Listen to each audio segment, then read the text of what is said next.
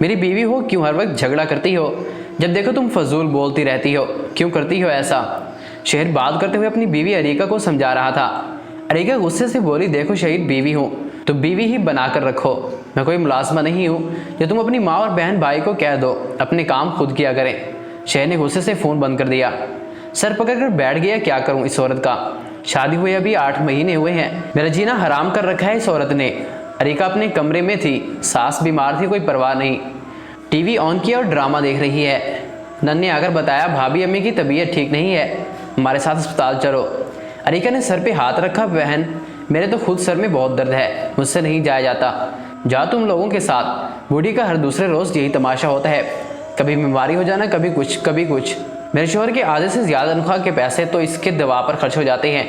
अरीका खूबसूरत थी, पढ़ी लिखी थी, लेकिन बदइखलाक बदजुबान थी, तो मतलब बरस सिर्फ अपनी ज़ात तक सोचती थी। शहर को फ़ोन किया, इसे कहने लगी, मेरे लिए हर महीने अलग पैसे भेजा करो। शहर ने समझाया, अरीका तुमको अम्मी पैसे तो देती है, तुमको और क्या चाहिए?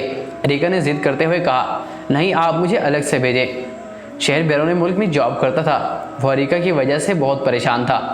अरीका को किस चीज़ की कमी थी? सब कुछ तो था अरीका के पास, फिर भी वो क्यों ऐसा कर रही थी? शहर ने माँ को फ़ोन किया, अम्मी अरीका को अलग से पैसे दे दिया करें। माँ ने बताया, बेटा वो कौन सा हमसे कोई बात करती है, मेरा हाल तक नहीं पूछती, अपने कमरे में रहती है, खाना खाकर फिर कमरे में चली जाती है, इसे कोई फिक्र ही नहीं घर आबाद करने की। शहर ने माँ से कहा, अम्मी आप बताएं क्या करूँ इसका? मैं तो इसको समझा समझा कर थक गया हूँ, इसको मेरी किसी बात का असर होता ही नहीं, दिल चाहता है तलाक दे दूँ। इसे माँ ने समझाया, बेटा तो परदेश में होता है, ना परेशान हुआ कर, वो ना समझ है, वक्त के साथ साथ समझ आएगी, बेवकूफ़ सी है खुद, वक्त के साथ साथ समझ आएगी, तलाक देने की कभी कोई बात न करना। शहर चाहता था अरीका घर संभाले और सबके साथ प्यार से बात करे, जिम्मेदार बने, लेकिन अरीका इस बात को समझती कहाँ थी, वही करती जो इसका दिल चाहता। एक दिन नंद ने बिना पूछे इसके जहेज की कोई चीज़ इस्तेमाल कर ली।